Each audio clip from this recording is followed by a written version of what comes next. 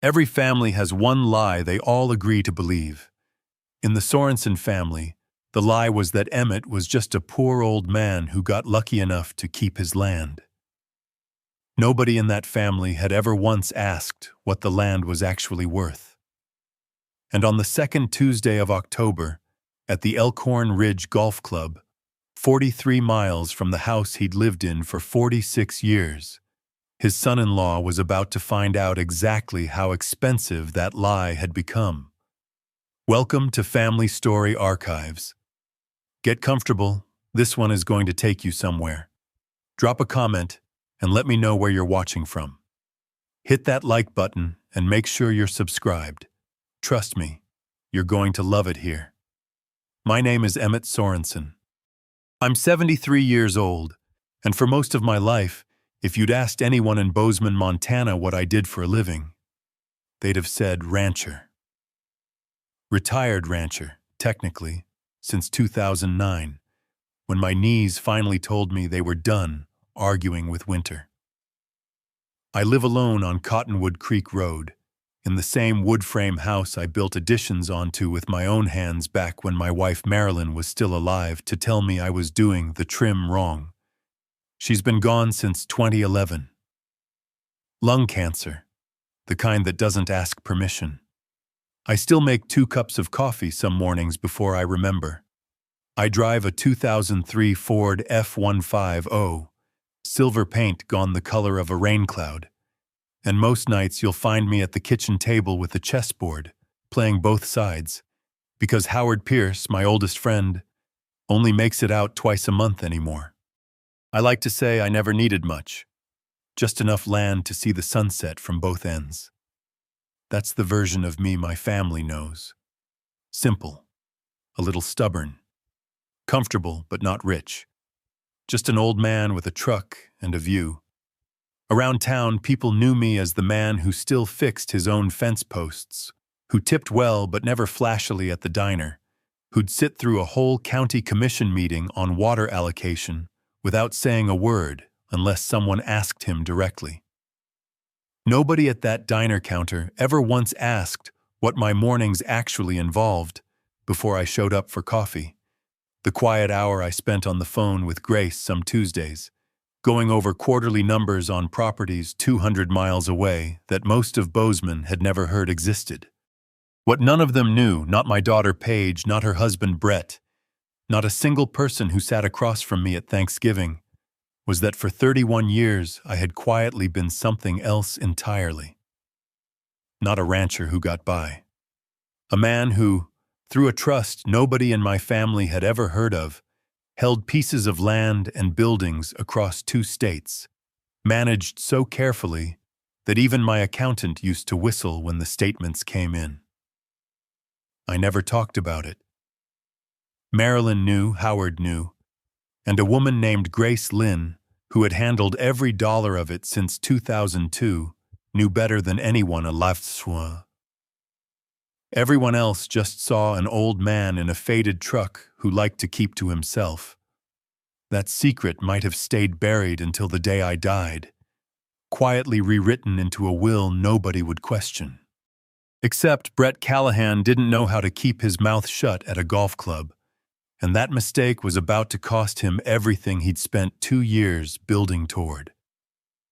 Paige married Brett in 2016. He sold real estate, mostly commercial lots on the edge of town, the kind of listings that made him a lot of money some years and none at all in others. I never disliked him, not at first. He was charming in the way salesmen are charming, quick with a compliment, quicker with a handshake. It took me longer than it should have to notice that every time he visited, the conversation eventually turned to my land. How much of it there was. What it might be worth if someone finally did something with it. I'd laugh it off, change the subject. Ask about my granddaughter, Ellie, who was 6 that first year and used to fall asleep on my chest during Sunday visits. Somewhere around 2022, the visits started thinning out. First it was scheduling conflicts. Then it was Ellie's soccer practice running long. Then, for stretches of 5 and 6 weeks at a time, It was nothing at all. Just silence where a phone call used to be. I'd dial Paige's number and get her voicemail. I told myself it was just life getting busy, the way life does. I didn't want to believe there was a pattern. But there's a difference between a family drifting and a family being steered. And by the spring of last year, I could no longer pretend I didn't feel the hand on the wheel. The first time I noticed it clearly was a Sunday in March.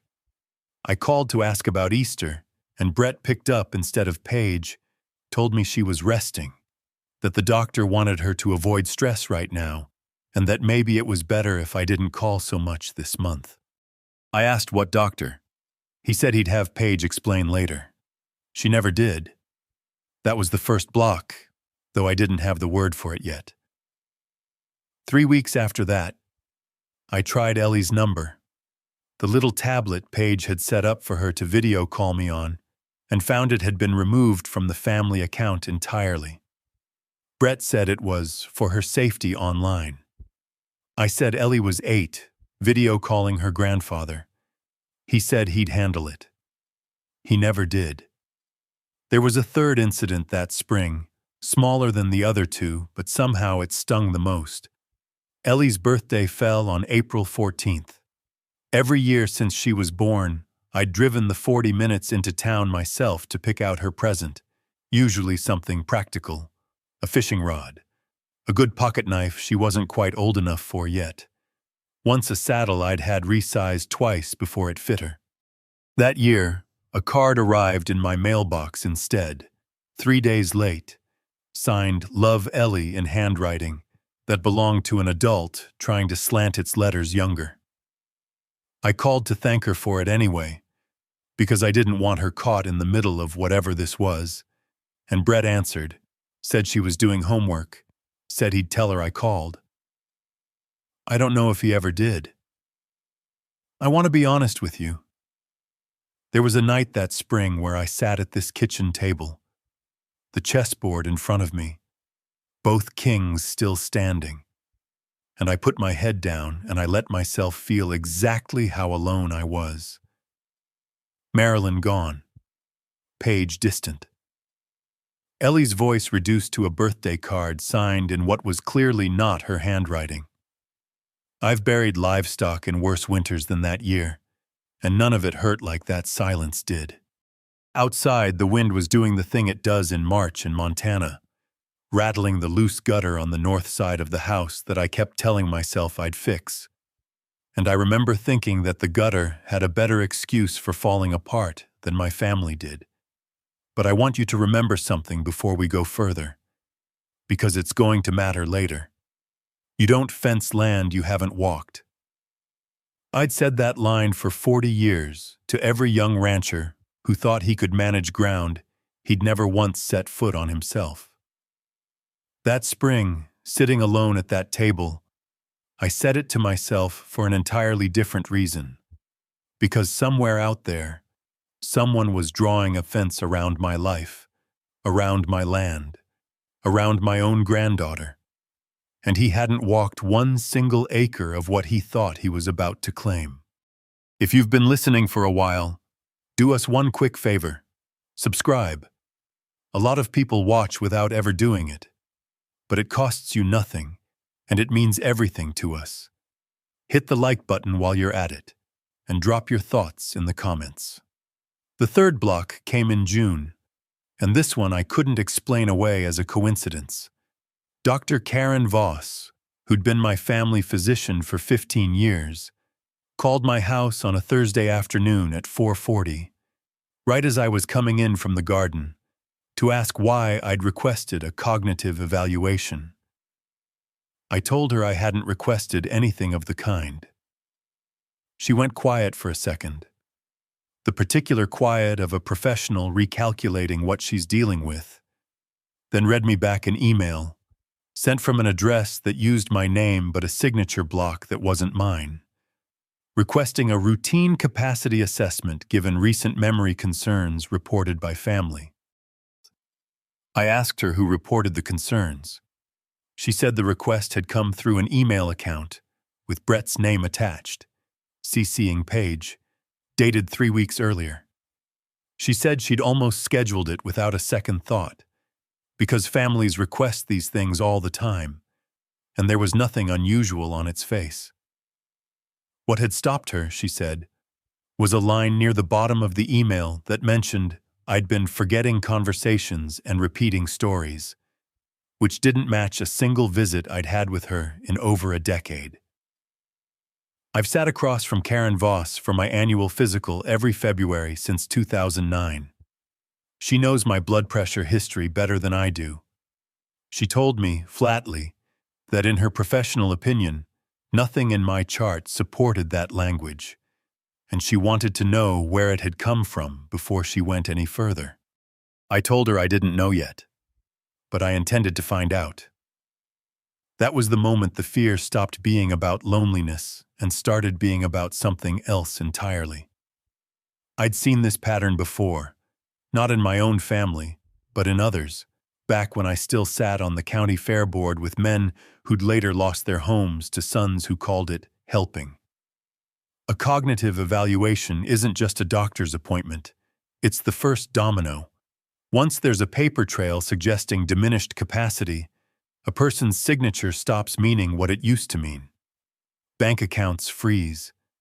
Powers of attorney shift. Land sales that would have needed my consent suddenly only need someone else's. I didn't call Paige that day. I called Howard instead. Howard Pierce and I went to Bozeman High School together, back when the town had one stoplight, and everybody's father worked either cattle or timber. He'd gone on to become a real estate attorney, sharp as barbed wire and twice as patient, and he was the only person outside Grace Lynn who'd known the full shape of what I'd built over the years. I told him about the calls, the blocked number, the evaluation request. He didn't say much at first, just listened the way he always had, the way that made you feel like your problem was the only one in the world worth solving. Then he asked me one question. He asked if I trusted Paige, or if I trusted what Brett had made of Paige. I didn't have an answer for that. Not yet. What happened 2 weeks later is the part of this story most people ask me to repeat, because it sounds almost too neat to be real, except it happened exactly this way. Howard was at Elkhorn Ridge for his Tuesday foursome, the same group he'd played with for 11 years, when Brett walked in as a guest of one of the other members, a developer named Curtis Feld, who'd been trying for 2 years to get his hands on a parcel of grazing land outside town for a subdivision project. Brett didn't know Howard from Adam, didn't know he was looking at the one man on earth who could unravel every plan he'd been building in the dark. Over drinks after the 9th hole, loose with 2 bourbons and the confidence of a man who thought he'd already won, Brett told Curtis and 2 other men that the old man's estate was basically settled. That once the capacity paperwork went through, Paige would have power of attorney, and the land, all of it, would finally get put to real use. He laughed, said something about how the old man wouldn't even notice, that he barely left the house anymore anyway. He said I'd had a good run. Howard sat 2 seats down, close enough to hear every word, close enough to see the particular way Brett's hand kept tapping the table when he talked, the nervous tell of a man who thinks he's being smooth. Brett had said, at one point, that the old man had gone quiet the last couple years, doesn't really leave the property, doesn't ask questions anymore. One of the other men at the table, a retired orthopedic surgeon named Phil Anders, had asked, almost idly, whether the family had any concerns about how the old man might react once things got finalized. Brett laughed at that too. Said something about how by the time I noticed, it'll already be done, and honestly, what's he going to do about it at 73? Howard told me later that the worst part wasn't the arrogance. It was how casually Brett said it. The same tone a man uses to describe closing on a used truck, no different weight to it at all. Howard sat 2 seats down, close enough to hear every word, and said nothing. He finished his drink, shook Curtis's hand on the way out, the way you shake hands with a man whose business you're about to take apart without him knowing it yet. Drove straight to my house. He didn't ease into it. He sat across from me at this same kitchen table and told me exactly what he'd heard, word for word, while I listened without moving. There's a particular kind of stillness that comes over a man when he finally hears out loud the thing he suspected in silence for months. It isn't rage. Rage would have been easier. It was something quieter and colder. The recognition that the people who were supposed to protect your name had instead been measuring it for parts. I asked Howard one question. I asked him if he thought Paige knew the full extent of it, or if she was being carried along by a current stronger than she realized. He said he didn't know. He said that was the part I'd have to find out myself. We're going to pause here, because this is where the story could have gone one of two very different directions. And I think you deserve to sit with that uncertainty for just a moment, the way I had to.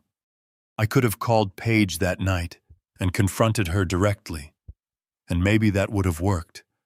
Or maybe it would have driven her further into Brett's orbit, made her defend him out of instinct the way people do when the person they love is accused of something ugly. Or I could do what 31 years of quiet discipline had trained me to do. Gather the facts first. Let the truth build its own case before I ever said a word. I called Grace Lynn the next morning at 7:15 before she'd even finished her coffee, she told me later. Grace had managed the trust since 2002, back when it held 4 modest rental properties and a small stake in a grain elevator outside Billings. Over 2 decades, without a single piece of it ever touching my personal name, it had grown into something considerably larger, spread across ranch land in 3 counties, a handful of commercial buildings in Missoula, and quiet positions in companies most people in Bozeman had never heard of but used every day. Grace didn't ask why I was calling before 8 in the morning. She never did. She just asked what I needed. I asked her to pull every document related to power of attorney requests, any inquiries into the trust structure, and anything at all connecting Brett Callahan's name to land near my property or to Curtis Feld's development company. She said it would take a few hours. It took 4, and when she called back, her voice had a flatness to it I'd only heard from her once before, the year the grain elevator investment nearly collapsed. Brett had, 3 months earlier, quietly listed himself as a consulting broker on preliminary paperwork Curtis Feld's company had filed with the county for a subdivision plan that used, as its centerpiece parcel, 42 acres directly adjoining my western fence line. Land that, under any reasonable valuation, was worth considerably more than either of them understood. Because it sat on water rights nobody outside Grace and Howard knew I controlled. Grace read me the parcel number twice, like she wanted to be sure I'd heard it right the first time. I had. It was the same 42 acres Marilyn and I used to walk on Sunday evenings, back before the chemo made walking anything longer than the porch steps impossible. That single fact raised more questions than it answered, and for a few days I sat with all of them unresolved at once. Did Brett know about the water rights? Or was he simply betting that nobody would check? Had Paige seen any of this paperwork? Or was her name kept carefully off of it on purpose? And why, if Brett was confident enough to list himself as a broker 3 months ago, hadn't anything actually moved forward yet? Something, or someone, was still standing between his plan and its execution, and I didn't yet know what. Here's where it started to feel less like a family falling apart and more like watching a man build a house on land he'd never once bothered to survey. Over the following weeks, I learned things slowly. The way you learn a wound is worse than you thought, one layer at a time. Paige had, in fact, signed the initial capacity evaluation request, but not out of malice. Brett had told her the request was routine, standard for elderly parents, something everybody does eventually. She hadn't read the fine print about what a positive evaluation would trigger legally, and later she told me she'd signed it on her phone, standing in a grocery store parking lot, because Brett said the clinic needed it by end of day, and she didn't want to be the reason it got delayed. Then came the calls I made to old friends around town. Careful, quiet questions dressed up as small talk over coffee at the Traveler's Rest. Then came Dolores at the county recorder's office, a woman I'd known since she was in pigtails and I was hauling hay for her father, who mentioned, almost in passing, that Brett had been asking around about probate timelines for parcels in the Sorensen name, specifically how long a capacity determination typically took to clear before a power of attorney could legally execute a sale. Then came my neighbor, Hank Ruiz, who told me Brett had walked the fence line twice that summer with a man carrying survey equipment, never once asking my permission, never once mentioning it to me at all, and that the second time, Brett had told the surveyor, within Hank's hearing, that the old man doesn't really pay attention to this stuff anymore. I want to be careful here, because it would be easy to make Brett into a cartoon villain, and the truth is always messier than that. He wasn't twirling a mustache. He genuinely believed in the particular way ambitious men convince themselves of things, that he was simply moving faster toward an outcome that was coming regardless. An old man dies, land gets divided, somebody profits. He'd just decided to be the somebody, and decided the timeline didn't need my consent to start. But belief doesn't erase consequence, and the consequences here were stacking in a direction that would have left Paige and Ellie with far less than either of them realized. Because Brett's plan required Paige to sign over control before I'd ever had the chance to explain what that control actually meant. And it required me to stay quiet, distant, and unreachable for exactly as long as the paperwork needed to clear. By late July, Grace had finished compiling everything. 3 months of financial records, correspondence, and a paper trail that traced the capacity evaluation request directly to an email address Brett had set up using a variant of my name, one letter off from my actual signature, a Sorensen 7-1 instead of a Sorensen 7-3. Close enough that Dr. Voss's office had nearly missed it entirely.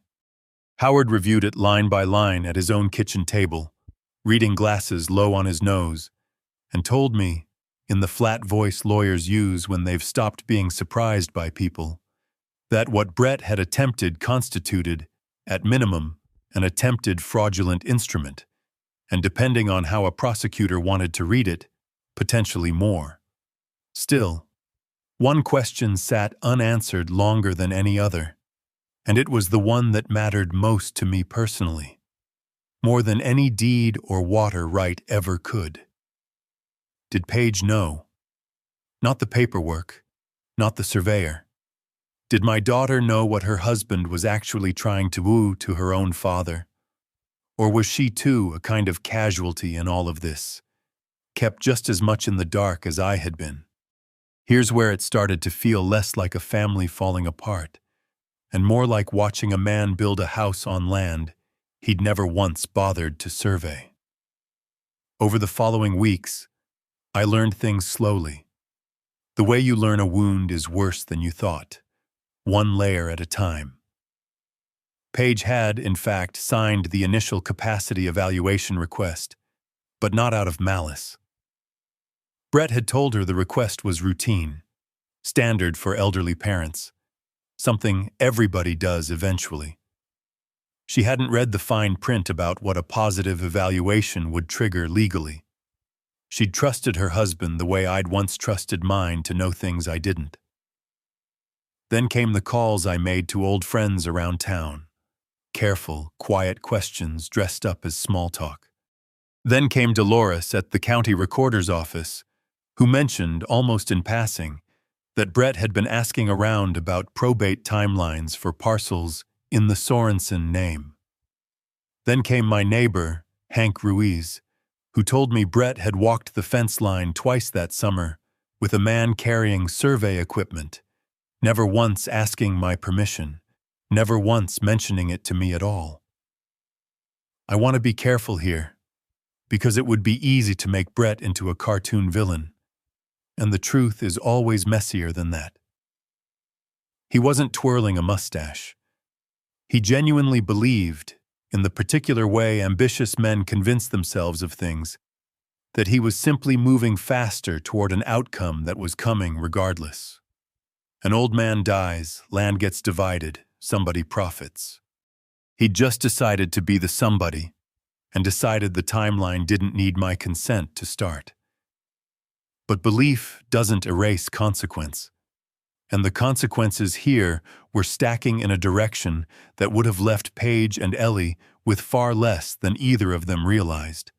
Because Brett's plan required Paige to sign over control before I'd ever had the chance to explain what that control actually meant. By late July, Grace had finished compiling everything: 3 months of financial records, correspondence, and a paper trail that traced the capacity evaluation request directly to an email address Brett had set up using a variant of my name, 1 letter off from my actual signature. Howard reviewed it line by line and told me, in the flat voice lawyers use when they've stopped being surprised by people, that what Brett had attempted constituted, at minimum, an attempted fraudulent instrument, and depending on how a prosecutor wanted to read it, potentially more. I didn't want more. I want you to understand that clearly, because so many of these stories end with someone in handcuffs and a family destroyed beyond repair, and that was never what I wanted for my daughter, whatever her husband had done. What I wanted was simpler and, in its own way, harder to achieve. I wanted my granddaughter's voice back. I wanted Paige to see clearly, without anyone standing between her and the truth. And I wanted Brett to understand, in a way he could never again pretend not to understand, exactly whose land he'd been trying to fence. There was one more piece of information Grace found that changed the shape of everything, and it's the piece I think about most. Buried in an old email thread from 4 years earlier, Paige had once written to a friend, forwarded accidentally into an archived folder Grace had access to through the trust's legal correspondence, something that had nothing to do with land or money at all. She'd written that she missed the version of her father, who used to sit with her on the porch and let her win at checkers on purpose, and that she didn't understand why things between them had gotten so quiet since Marilyn died. That email had been sitting there for 4 years, and nobody, not Brett, not the version of Paige caught up in whatever current Brett had built, had ever mentioned it to me. My daughter missed me. She'd missed me the entire time I thought I was simply being pushed away. I called Howard that night and told him I was ready, not for a lawsuit, for a Tuesday. He asked me if I was sure. He reminded me that once this started moving, I couldn't call it back. That whatever happened at that dinner would be the version of the story Paige carried with her for the rest of her life. I sat with that for a long moment, the phone warm against my ear, and I thought about the email Paige had written 4 years earlier, the one about checkers on the porch, and I told Howard the version of this story where I said nothing was already the one hurting my daughter. At least this way, she'd finally get the true one. There was still the matter of Ellie. Howard raised it carefully, the way he raises anything that might upset me. The investor dinner was, according to the printed itinerary Renata Ibarra had shared with him, opening with a family reception before the formal presentation. And Brett had specifically requested Ellie attend the first 30 minutes, dressed nicely, to meet some of the partners. I didn't like the sound of that. A 9-year-old paraded in front of investors like a prop in her own father's pitch deck. But Howard reminded me that if I wanted this handled without a single raised voice, without Ellie ever being frightened by whatever happened in that room, the timing mattered as much as the truth did. We agreed to make sure whatever unfolded only after she'd been taken home.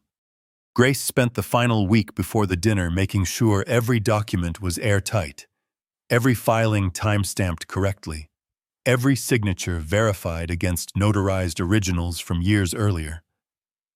She flew in from Billings for 2 days just to sit with Howard and go through the trust's original 1994 water rights filing line by line, because Howard wanted absolutely no ambiguity left for a lawyer like Curtis Felds to exploit later.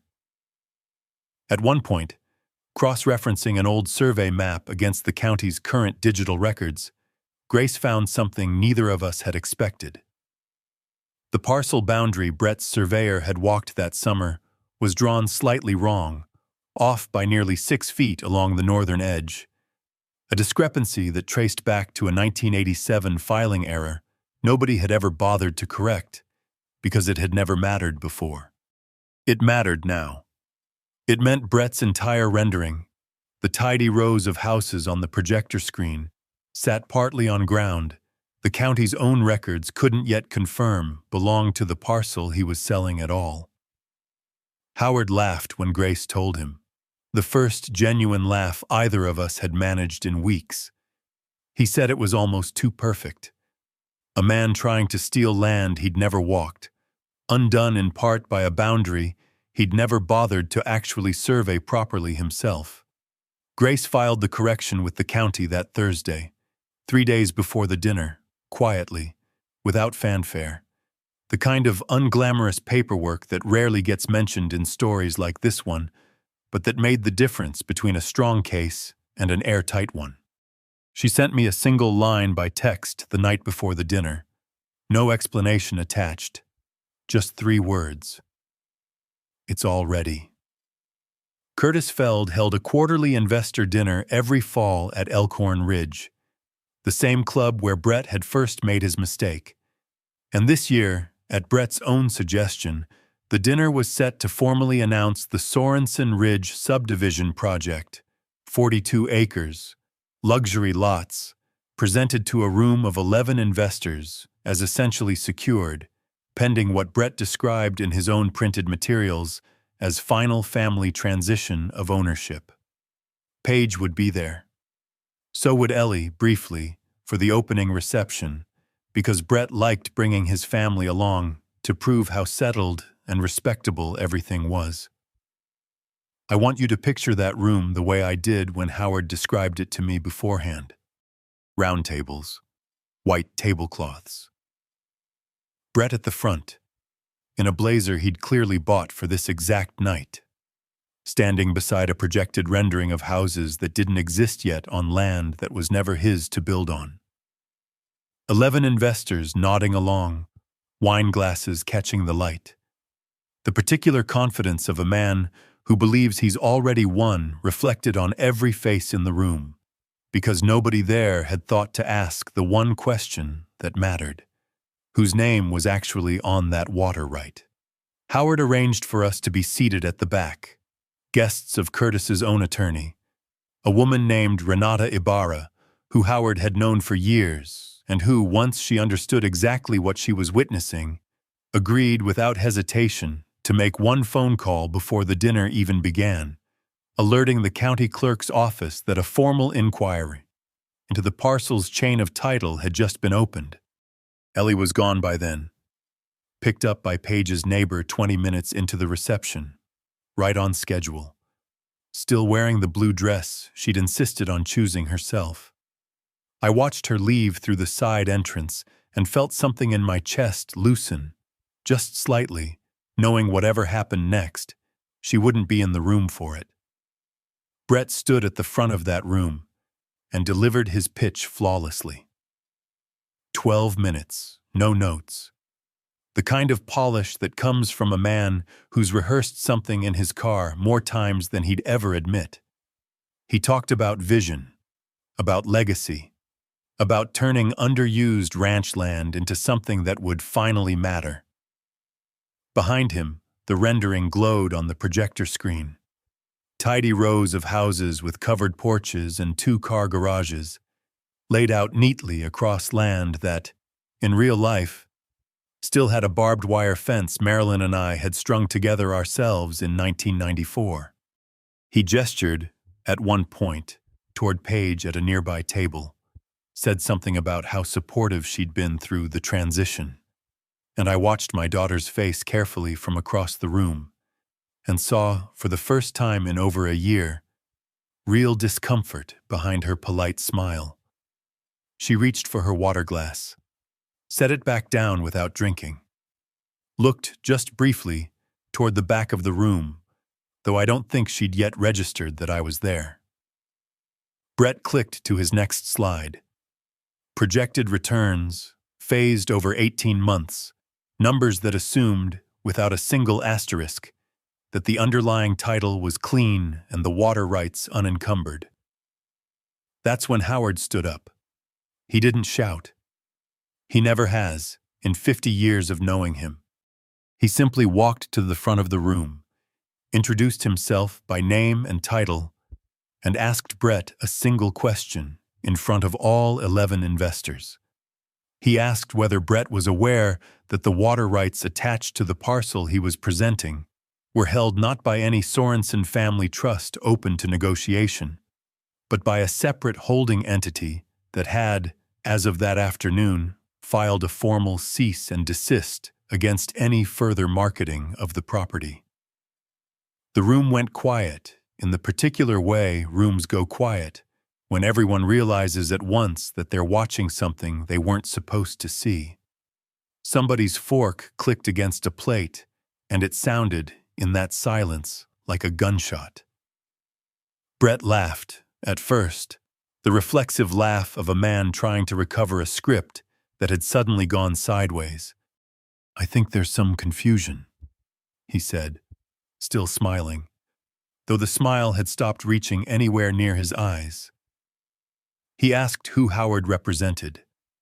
Howard said he represented the holding entity in question and its sole beneficiary.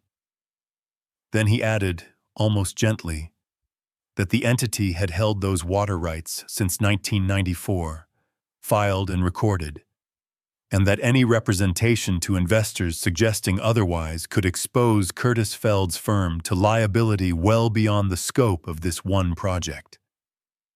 Curtis's face, 3 tables over, had gone the particular shade of pale that comes from a man doing rapid arithmetic on how much of his own reputation was currently in the room. That's when I stood up from the back of the room and walked forward, and I want you to know I said almost nothing at all. I didn't need to. Curtis Feld's face when he recognized me told the whole room everything Brett had never bothered to mention. That the quiet old rancher his broker had assured him was barely in the picture anymore was, in fact, the man whose signature every document in that room actually required. Paige stood up at her table. I still remember the sound her chair made against the hardwood floor, sharp and sudden in a room that had gone completely silent. She looked at Brett first, then at me, and I watched something behind her eyes shift. The recognition of a person realizing all at once how far she'd let herself be carried from the truth. I didn't say a word to Brett. I looked at my daughter instead, and I said the only thing that had ever actually mattered in all of this. I told her Ellie asked about me on her tablet 3 weeks ago and the message had bounced, undeliverable, and I wanted to know why. Brett tried to speak. Curtis Feld cut him off, quietly, the way men cut off business partners they've decided are now liabilities. Within an hour, 3 of the 11 investors had already texted their assistants to pull out of the deal entirely. That night ended without shouting, without threats, without a single raised voice, which I think surprised people more than if I'd screamed the whole room down. Brett tried, twice, to pull Curtis aside privately, and twice Curtis stepped away from him instead, toward the door, phone already out, texting someone I later learned was his own attorney. Within an hour, 3 of the 11 investors had already texted their assistants to pull out of the deal entirely. By the time the catering staff started clearing the untouched dessert plates, the room had thinned to almost nobody. The particular emptying out that happens when a business deal dies in public and everyone suddenly remembers somewhere else they need to be. It ended with Paige driving to my house afterward, alone, close to midnight, sitting across from me at this same kitchen table where Howard had first told me the truth, still in the navy dress she'd worn to the dinner, her car keys set down between us, like she wasn't sure yet whether she'd be staying long. She asked me quietly how long I'd known. I told her everything, from Dr. Voss's phone call in June to the email about the water rights to the survey equipment Hank had seen along the fence line. I watched her go through something I recognized, because I'd gone through a version of it myself the year I learned exactly how sick Marilyn actually was. That particular vertigo of realizing the ground under a relationship has been shifting for a long time, and you only just now felt it move. She asked me why I hadn't just called her directly, the very first time Brett blocked a call. I told her the truth. That I'd been afraid that if I came at her with an accusation before I had the facts, I'd lose her entirely. That she'd choose her husband over an old man's suspicion, the way people often do, not out of disloyalty, but out of the simple human instinct to defend what's closest to you. She sat with that for a long time. Then she told me about the email, the one from 4 years ago, the one about checkers on the porch, and she asked if I'd ever seen it. I told her Grace had found it in the Trust's archived correspondence, forwarded by accident years earlier, and that it was, honestly, the thing that had kept me going through the worst of that spring. She put her face in her hands at the table, and I didn't say anything else. I just reached over and put my hand on her arm, the way I used to when she was small and scared of the thunder that rolls down off the Bridgers most July nights. If you enjoyed this story, join our community by hitting that like button and subscribing for more real, raw, and family-centered stories. And as always, thank you for being a part of Family Story Archives. I will see you on the next one. The weeks after that dinner unfolded slower than the weeks before it. The way real reconciliation always does, without the tidy speed television gives it. Brett's real estate license came under formal review once the fraudulent evaluation request surfaced through the state licensing board, and Curtis Feld's attorneys made it clear, through channels Howard managed quietly on my behalf, that no criminal complaint would be filed so long as full restitution was made. Every fraudulent document was formally withdrawn from every filing it had touched. And Brett signed a notarized statement acknowledging the forged email account. I never wanted him in handcuffs. I wanted him gone from the parts of my life he'd never had any right to touch, and gone from the parts of Ellie's life that deserved better than a man who used her tablet account as leverage. Paige and Brett separated 4 months later, not because of any ultimatum I gave, but because Paige, once the fog cleared, couldn't reconcile the man she'd married with the one who'd tried to fence in her father's land behind her back.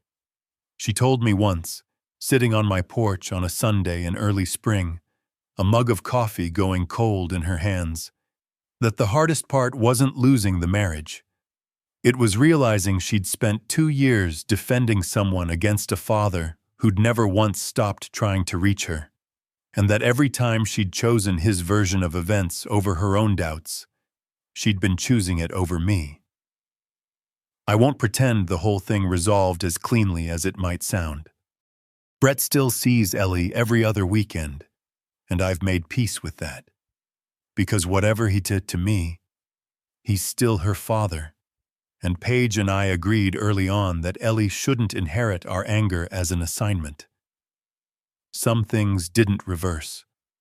The custody arrangement stayed complicated for a while.